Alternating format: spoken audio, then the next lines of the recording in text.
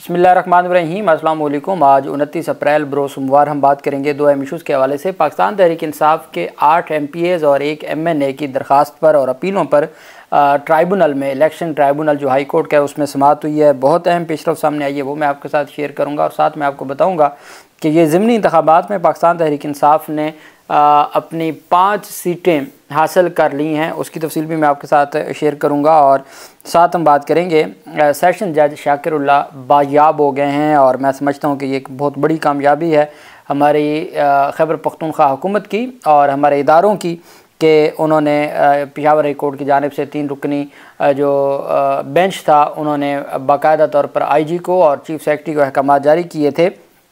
कल रात को आप जानते हैं सेशन जज शाकिरुल्लाह जो वज़ीरिस्तान के सेशन जज हैं, जनूबी वज़ीरिस्तान के, उनको 2 दिन पहले अगवा किया गया और अगवा करने के बाद फिर वो तमाम FIR सामने आ गई। FIR सामने आने के बाद जज साहब का कल रात गए एक स्टेटमेंट, वीडियो स्टेटमेंट थी जो सामने आई। वो स्टेटमेंट देख के बहुत तकलीफ़ हुई कि एक जज, डिस्ट्रिक्ट जज है और वो इतना बेबस है कि उसकी आंखों में आंसू हैं और वो ये कह रहा है चीफ़ जस्टिस ऑफ पाकिस्तान से, chief justice Peshawar high court से और वफाकी हुकूमत से, सूबाई हुकूमत से कि जी इनकी जानिब से कुछ मुतालबात रखे गए हैं और आप इनकी मेहरबानी करके मुतालबात को माने ताकि ये मुझे रिहा कर दें। ये जज साहब की जानिब से एक वीडियो स्टेटमेंट भी डेफिनेटली जब वो उनके कब्ज़ा में थे और बाकायदा तौर पर जो खरासान डायरी है मीडिया एक वेबसाइट है उनकी जानिब से ये कहा गया कि पाकिस्तानी तालिबान ने उनको अगवा किया। इस हद तक भी चीज़ें सामने आईं।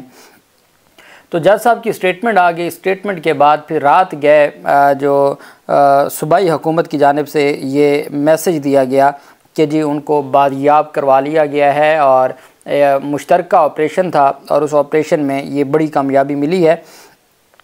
CTD का कहना था कि डिस्ट्रिक्ट एंड सेशन जज शाकिरुल्लाह मरवत को CTD ने बादियाब कराया, जो खैबर पख्तूनख्वा हुकूमत के अंडर एक इदारा है। CTD का कहना है कि जज शाकिरुल्लाह मरवत बखैरियत अपने घर पहुंच गए हैं, उनको गैर मशरूत तौर पर बादियाब कराया है। मशीर इत्तलात बैरिस्टर सैफ का कहना था कि जज शाकिरुल्लाह को बादियाबी पर मुबारकबाद देता हूँ और सूबाई हुकूमत सिक्योरिटी फोर्सेस से मिलकर दहशतगर्दी से निमट रही है और अमन व अमान की बहाली हुकूमत की अव्वलीन तरजीह है।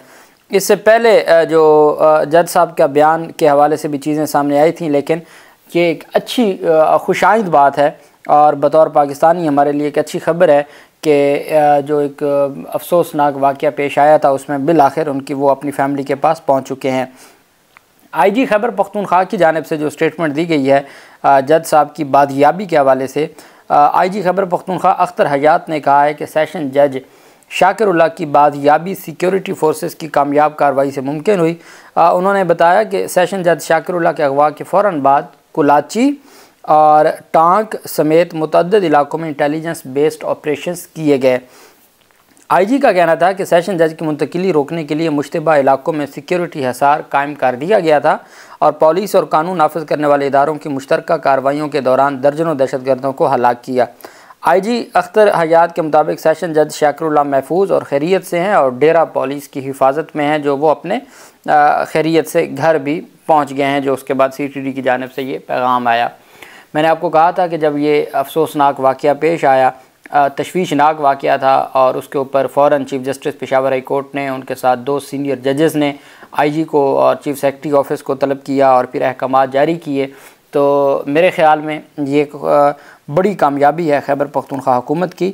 सबसे पहले तो हमें ये देखना होगा कि ऐसे वाक़यात क्यों पेश आते हैं और जो दहशतगर्द हैं वो किस तरीके से दंदनाते फिरते हैं और किस तरीके से उनके ख़िलाफ़ कार्रवाई में कहीं कमी है कि वो पाकिस्तान के शहरों में और डेरा इस्माइल खान से मुल्हिका रोड के ऊपर इतना बड़ा ये वाक़या पेश आता है। तो ये भी खैबर पख्तूनख्वा हुकूमत को देखना होगा, हमारे इदारों को देखना होगा कि इस दहशतगर्दी की लानत से हमेशा हमेशा के ख़ात्मे के लिए सख्त और मौसर कार्रवाई करनी होगी और जो सहूलतकार हैं उनके ख़िलाफ़ भी कार्रवाई करनी होगी।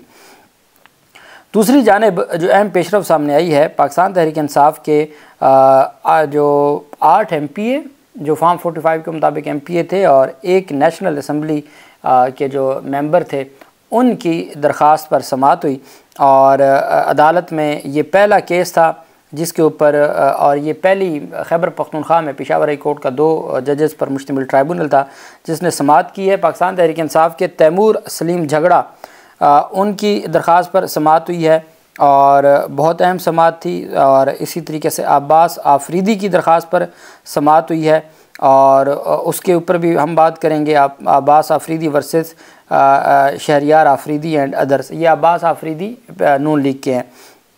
इसी तरीके से मलिक शहाब हसन की दरख्वास्त पर, मोहम्मद असलम ख़ान की दरख्वास्त पर और अरबाब जहांदाद ख़ान वर्सेस इजाज़ मोहम्मद की दरख्वास्त पर, Kamran Khan Bangash versus election commission of Pakistan की दरख्वास्त पर, Sajid Nawaz versus Noor Alam Khan and others. ये PTI के MNA हैं और उन्होंने नूर आलम ख़ान के ख़िलाफ़ दरख्वास्त दी है। वो और Mahmood Jan versus election commission of Pakistan, उनकी दरख्वास्त पर समाअत हुई है। और अमजद ख़ान आफरीदी वर्सेस आफ्ताब आलम आफरीदी की दरख्वास्त पर, Ali Zaman versus election commission of Pakistan, Imran Khan versus election commission of Pakistan, Hamid ul Haq versus election commission of Pakistan, ये इन दरख्वास्तों पर समाअत हुई है। पाकिस्तान तहरीक इंसाफ के रहनुमा तैमूर झगड़ा, अली ज़मान, हामिद उल हक और इमरान ख़ान सोनामी की दरख्वास्त पर समाअत की है जस्टिस वक़ार अहमद ने। ये इलेक्शन ट्राइब्यूनल के जज हैं जस्टिस वक़ार अहमद। उन्होंने अपीलों पर समाअत की है और समाअत करते हुए उन्होंने नोटिस जारी किया है। पाकिस्तान पीपल्स पार्टी के अमजद आफरीदी और नून लीग के अब्बास आफरीदी की दरख्वास्तों पर भी नोटिस जारी किया गया है, रिकॉर्ड तलब किया गया। चूँकि आज पहली समाअत थी, उस पहली समाअत में फिर अदालत ने रिकॉर्ड तलब करना होता है और दूसरे फरीक को नोटिस जारी करना होता है। चूँकि पेशावर हाई कोर्ट का जो पेशावर में इलेक्शन ट्राइब्यूनल है, ये पहली समाअत थी और इलेक्शन ट्राइब्यूनल पर जो समाअत थी उसमें ये फॉर्म 45 के हवाले से ये मुतालबा किया गया है कि फॉर्म 45 के मुताबिक हम जीत चुके थे और फॉर्म 47 में दूसरे लोगों को जितवा दिया गया, नूर आलम ख़ान जैसे लोगों को जितवा दिया गया। तो उस पर फिर पेशावर हाई कोर्ट ने नोटिस जारी करते हुए रिकॉर्ड तलब किया है, जवाब तलब किया। जबकि धांधली और नताज के ख़िलाफ़ कामरान बंगश की, PTI रहनुमाओं की, महमूद जान की, मलिक शहाब, मोहम्मद आसिम, अरबाब जहांदाद की दरख्वास्त और साजिद नवाज़ की दरख्वास्तों पर भी नोटिस जारी करके जवाब तलब किया है। और ये जज साहब थे इलेक्शन ट्राइब्यूनल के जज जस्टिस शकील अहमद। उन्होंने नोटिस जारी करते हुए जो समाअत है वो मुलतवी की है। जो खैबर पख्तूनख्वा की जो कॉन्स्टिट्यूंसीज़ हैं, जो प्रोविंशियल असम्बली की कॉन्स्टिट्यूंसीज़ हैं, उसमें PK 72, PK 73, PK 74, PK 75, PK 78, PK 79, PK 80 और PK 82 ये 8 हलकों के फॉर्म 45 के मुताबिक नताइज को चैलेंज किया गया है। जबकि NA की जो कॉन्स्टिट्यूंसी थी वो NA 28 की जो नूर आलम ख़ान की है उसको चैलेंज किया गया। और इस तरीके से पाकिस्तान तहरीक इंसाफ का ये मौक़िफ़ था और डिटेल अदालत के सामने आर्गूमेंट्स हुए और अदालत को तमाम की तमाम तफसीलात दी गई हैं। फॉर्म 45 भी साथ लगाए गए हैं और अदालत को बताया गया कि किस तरीके से तमाम का तमाम जो प्रोसेस है, इलेक्शन का प्रोसेस है, उसको मैनेज किया गया। आप जानते हैं कि पाकिस्तान तहरीक इंसाफ के दौरे हुकूमत में अब तो खैर पंजाब में भी ये ख़बरें सामने आ रही हैं। अगर ये सेटअप आगे बढ़ता है तो ये ख़बरें भी सामने आ रही हैं कि अक्टूबर नवंबर में पंजाब में कोई बल्दियाती इंतखाबात के हवाले से तैयारियां जारी हैं। अभी कुछ नहीं कहा जा सकता, लेकिन ख़बरें ज़रूर ऐसी गर्दिश कर रही हैं। असल जो चीज़ है जो देखने वाली है वो ये है कि जब पाकिस्तान तहरीक इंसाफ की वफाक में भी हुकूमत थी और महमूद ख़ान वज़ीर आला थे खैबर पख्तूनख्वा में, और खैबर पख्तूनख्वा में भी पाकिस्तान तहरीक इंसाफ की हुकूमत थी। ये मैं बात कर रहा हूँ 2021 की और 2022 के स्टार्ट की।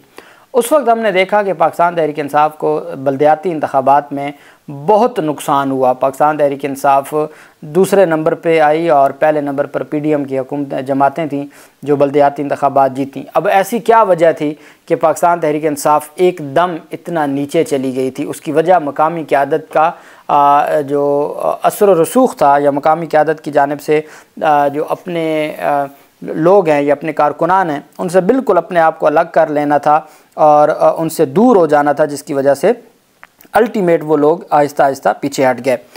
अब कल ज़िमनी इलेक्शन हुआ। ज़िमनी इलेक्शन जो चित्राल में हुआ और ये तहसील चेयरमैन का था, जो चेयरमैनशिप है तहसील की। तो ये बड़े इलेक्शंस थे, 6 ज़िमनी इंतखाबात थे, बल्दियाती ज़िमनी इंतखाबात। पाकिस्तान तहरीक इंसाफ ने उसमें 6 में से 5 पे कामयाबी हासिल की है। मैंने रात इसके ऊपर बात की थी। और जो छठा था जहाँ से पाकिस्तान पीपल्स पार्टी डेरा इस्माइल ख़ान की, उसमें 429 वोटों से पाकिस्तान पीपल्स पार्टी जीती है। तो वो भी बड़ा मुकाबला था और सिर्फ 427 या 29 वोटों से पाकिस्तान पीपल्स पार्टी वहाँ से जीती। पाकिस्तान तहरीक इंसाफ ने जब पहले ज़िमनी इंतखाबात में इन 6 हलकों में सिर्फ 2 हलकों में जीते थे, 2 तहसीलों के चेयरमैन PTI के बने थे।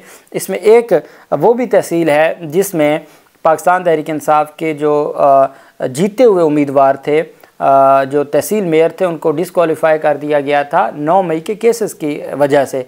अब उनका भाई PTI की टिकट पे दोबारा इंतखाब जीत गया है।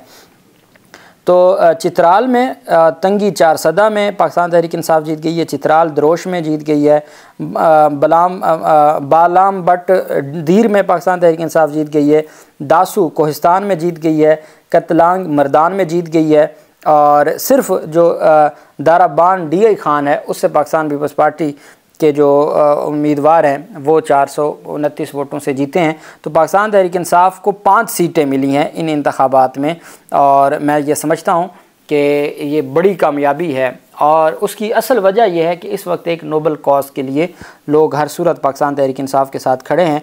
और अगर पाकिस्तान तहरीक इंसाफ मैंडेट चोरी की वापसी का जो मुतालबा है या जो स्टांस है उसके ऊपर कुछ अरसा मज़ीद बरकरार रह गया, और ये जो सेकंड लाइन लीडरशिप है जो उनकी जानिब से हर आए रोज़ गलतियां हो रही हैं, गलत उनकी जानिब से स्टेटमेंट्स दी जाती हैं जिसकी वजह से पूरी जमात को नुकसान होता है। अगर इन्होंने होश के नाखून लिए तो ये वाकई मामला एक बड़ा इनकलाब है। और रात गहरी अंधेरा ज़रूर है, लेकिन सुबह के भी इम्कानात अब बढ़ते जा रहे हैं, रोशन होते जा रहे हैं। अल्लाह पाक पाकिस्तान का हामी नासिर हो। बहुत शुक्रिया। अल्लाह हाफिज़। पाकिस्तान जिंदाबाद।